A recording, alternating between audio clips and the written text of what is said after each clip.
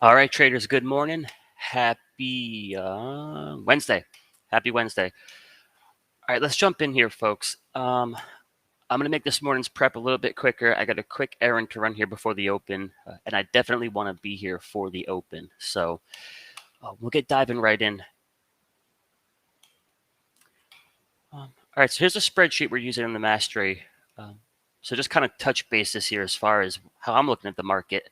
Current game plan as of the last few days here, until the indexes get 2 to 3 closes back above the daily 21 EMA, it's a short the bounce kind of market.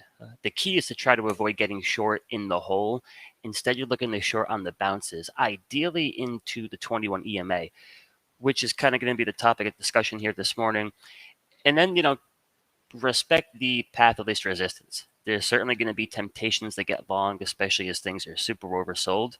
You want to follow the path of least resistance. So, in terms of avoiding trying to short in the hole and ideally getting that short here at the 21 EMA, the indexes did look poised for much of yesterday's session to potentially get that done. They kind of gave it up into the close, and you can see we're down again here this morning. But you were cracking through some resistance. You were back above the 8 EMA. So the stage was kind of getting set there yesterday for the bounce back here into the upside. I'm looking for a move into the 21, but the stage was kind of set for some continuation to the upside today. And running into a little bit of trouble here. So, this is tough. As far as, like fighting FOMO goes, right?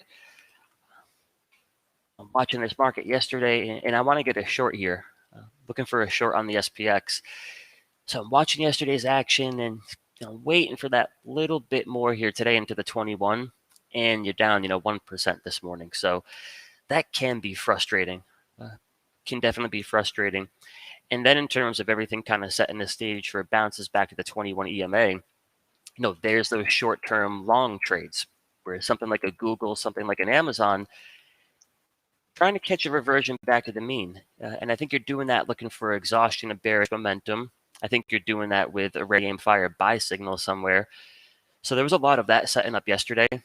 But the last 30 or so minutes into the close wasn't the prettiest. So basically, it's going to be a day of patience here. Ideally, I would love to see the markets get something going. Just one more solid bounce. Even if it doesn't take us into the 21 EMA, what I'm trying to do here, and kind of the emphasis, at least for me, to try to short on a bounce, is I want to sell in the money call credit spreads. So I basically want to catch a bounce here and then place a bet that at the end of the month, we're trading under, say, 4,300. And you can get that with some good premium. So yesterday, that in the money call credit spread, she's offering up like $7-8 a premium. You're basically risking $200 to make like $800. A lot of that risk reward gets tossed out the window here once you get a bit of a flush. So that's kind of the emphasis here for ideally getting a bounce back to the 21. It's going to be a crazy risk reward. So I'm going to be patient here today, see if we can, in fact, get something going. But I think in this market, in terms of just momentum, you can't be surprised if we don't get the bounce. So you'll have exhaustion. You'll have something like an Amazon, for example. You got your ready aim fire setting up on the daily chart. You got the ready aim fire buy signal here on the 2-hour time frame. All looking pretty poised yesterday, but keep in mind you are going counter trend here. Though that can be a solid trade and it can offer a pretty good risk reward, trying to catch that bounce to the 8 EMA or to the 21, you are going against the path of least resistance. So going back to those notes there, it's the most important thing I think to keep in mind right now. You got to respect the environment until we can get, and I'm talking a solid close. So 2 to 3 solid closes back above the daily 21. The easy trades are going to be the trades in the path of least resistance. That's trying to short at the 8 EMA, trying to short at the 21, versus trying to catch the bounce. So there can be some opportunity there. I don't think it's where you're putting on 10% position sizes, going against the grain. And quite frankly, it's very much like trying to short Amazon here. It might be extended, but that's not a trade in the path of least resistance. So We do have a put credit spread here in the options room on Amazon that expires this Friday. And if we can continue to hold above Monday's low here, we're going to hold the position from Monday's low to our short strike at 32.40. It's basically like an average true range move. So the market does get a decent bounce here. We'll collect a decent paycheck on that put credit spread. If the market flushes, obviously down goes Amazon. So that's a trade we have here for a little bit of short-term premium. Essentially, it's a trade on the QQQ, realistically. So we got a little bit of that. Let's see, when did we speak last? We talked on Monday. We took profits on Netflix last week, which just continues. I mean, what a move here. I think a total anomaly in this market. So we took profits last week, and I'm not really running the scans right now, looking too much for these bullish daily squeezes. Granted, they're out there. So if you want to look, you're going to find a few. I think Palo Alto, there's a great example of trend, structure, and a lot of bullish momentum. Tequila from the options room called out Celsius yesterday. It's tough for me not to drool over something like this. It's basically picture perfect. The only missing component here is a bullish market behind it. So you can still pursue things like a Netflix. These are more so kind of needle in a haystack trades right now, where I think something like a Celsius, something like a Palo Alto, and Netflix, where I think you can't get long quick enough is when you have that same structure, but a bit of a bullish market behind you.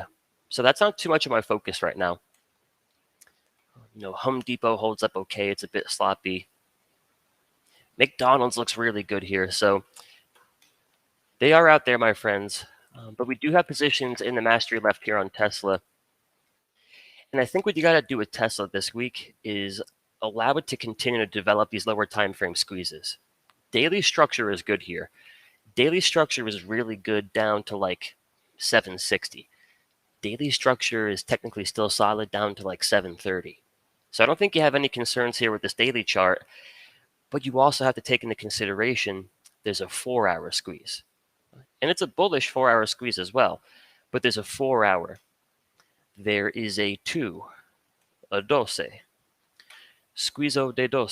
So you got a 4-hour, a 2-hour. You got a little bit of a 1-hour here. You've got a 30-minute. In plain English, it's just taking a snooze fest. It's building up energy everywhere. So I think what you got to do here, especially, say the 4-hour chart, is allow for this squeeze to develop. And a squeeze develops between +1, -1 ATR. So the way I'm looking at it is Tesla goes into the weekend here, anywhere under 785, anywhere above 760-ish, anywhere inside the 4-hour squeeze. I think you're looking at a great structure there that could ultimately give you that next push towards the upside. And we got earnings around the corner here in just a couple of weeks. Weekly squeeze still fires long. So I think if you do get a decent dip here, you look to nibble on a little bit, maybe into next week or maybe into the week of earnings, depending on the strategy you want to deploy there. But a good structure. So can it continue to buck the trend here if the market goes down another 5-6%? Probably not. But you got a good structure, and until otherwise, I think you let that work out there. And our positions expire next Friday. So in the mastery, we have 745 short strikes. And we're getting filled in a little bit of a pop here. And then I've got some strikes at 735, some 720s. So we got a long there on Tesla. And then in terms of the first few rounds of shorts here, we do have a call credit spread in the mastery on IWM with short strikes up here at 228. Looks like we're going to open up right at support this morning. So those are a few things I'm focusing on. At the end of the day, I think it's not so much a market where I think you're getting too concerned with the individual stocks. I think the focus more so is on the indexes here. So this freaking thing is relentless. Again, would love to see a bounce today. That would give me the short entry I'm looking for. And if we do just continue to flush, then I'll certainly regret not taking the short yesterday. But you know what they say about hindsight. So focus on the indexes today. If you got a solid bounce in these bad boys, I know we got some kind of economic data getting released here this morning, whatever that may be. Keep an eye on your volatility index because, from a momentum perspective, next to Netflix, it's the most bullish setup you got going right now, which typically isn't going to be the best thing for the overall market. So watch your volatility index, watch your S&P, watch your QQQ, watch your ticks, watch your S, and if the market's got here today. So that's what I got for y'all. Let me get caught up in the chat. See if we got any questions. Hey, good morning, Calvin. Good morning, Darren. All right, Robert, what do you got here, Rob? Netflix. Let's pull up Netflix and take a look.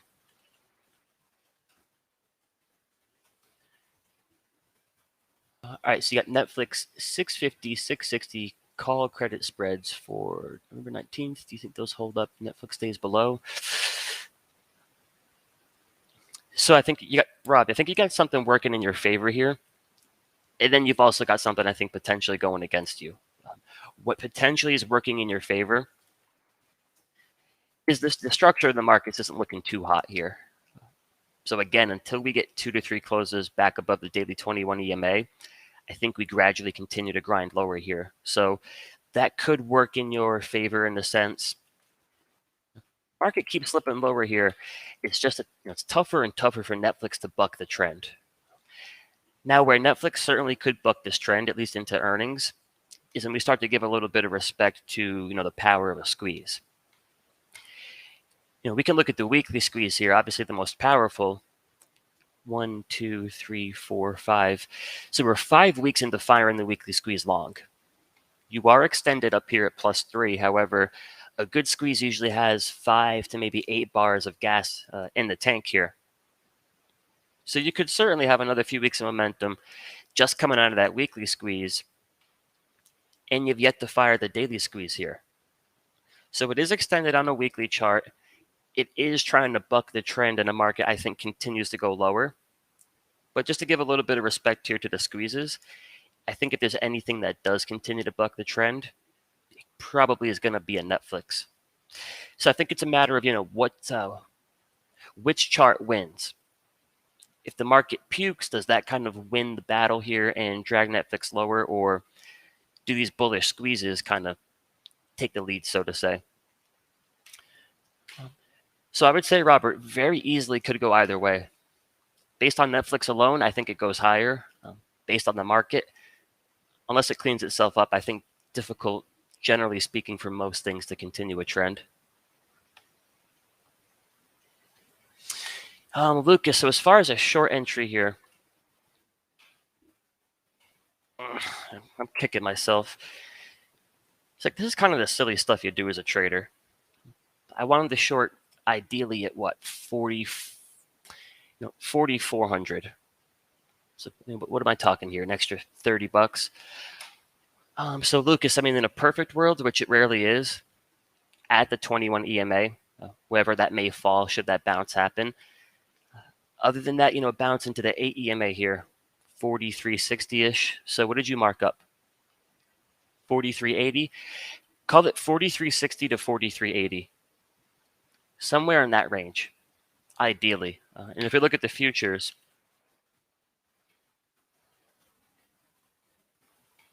we're just caught in this nasty range right now.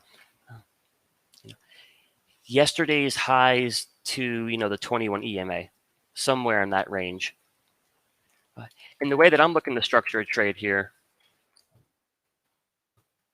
I can short here because that trade's really not a problem until we're up here, 44.50, closing back above the 50 SMA, just in terms of risk reward.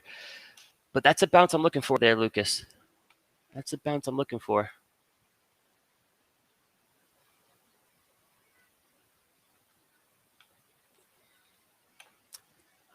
Bill, yes, Bill, we do have a video on that. I'll put my email here in the chat, which I know I suck at answering my email. But Bill, if you want to shoot me an email, I can send you the video I got together on my my setup here.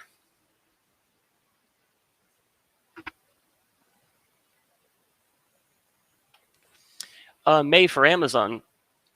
I'm going to stick to my game plan. I'll hold that spread as long as we're under.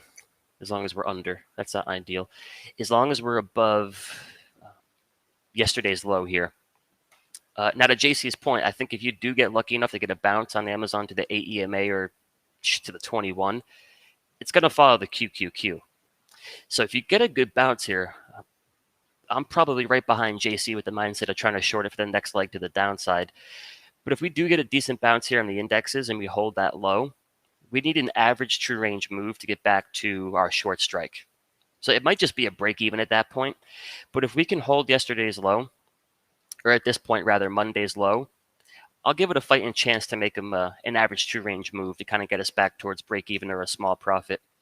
But realistically, it's a trade on this right here.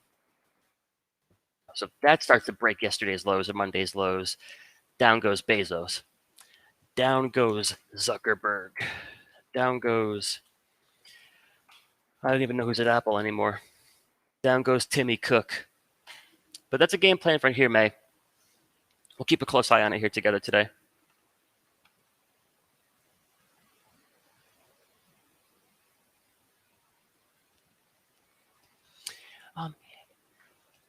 So good question, Eric, in terms of, if you get the bounce to the 21, do you short it immediately or do you wait for a rejection?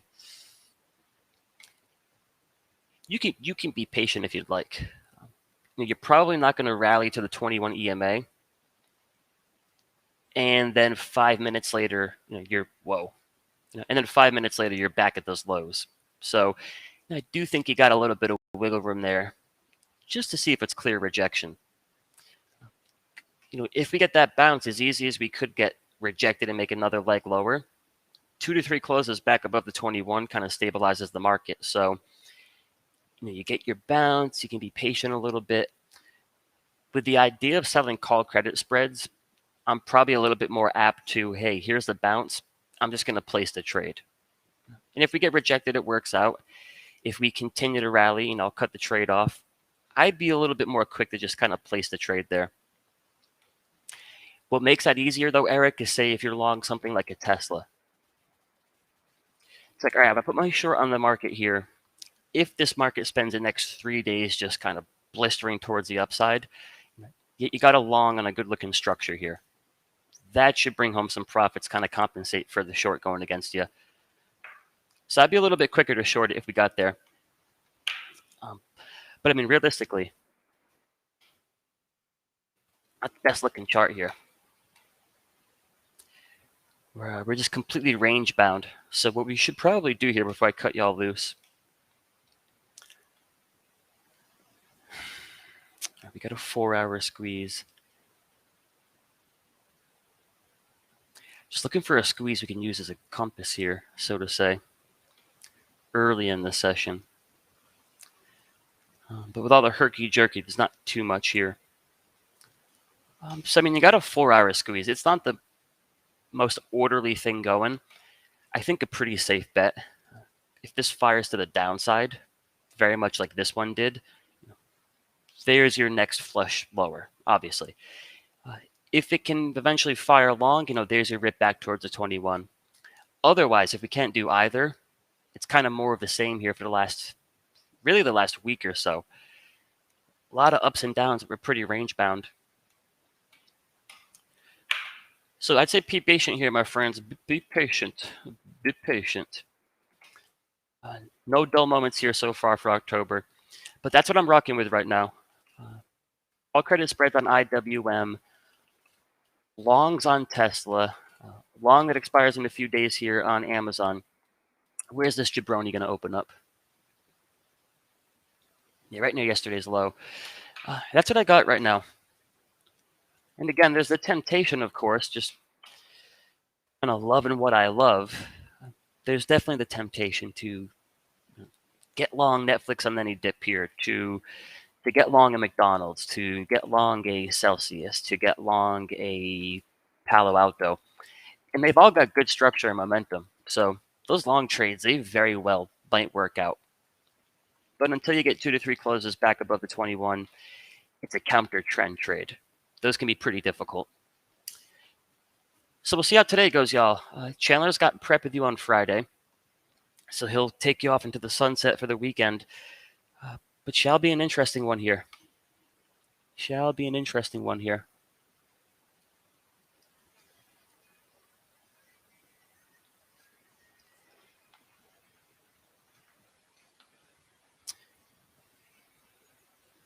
Chris, rolling the Amazon trade would all depend on how the markets look here.